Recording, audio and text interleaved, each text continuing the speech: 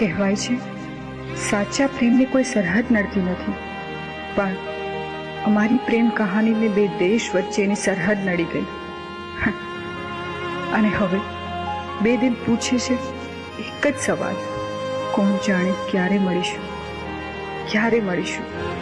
તારા વિના હવે કેમ રે જીવીશું, તારા વિના હવે કેમ રે જીવીશું, કોણ જાણે હવે ક્યારે મળીશું, કોણ જાણે હવે ક્યારે મળીશું.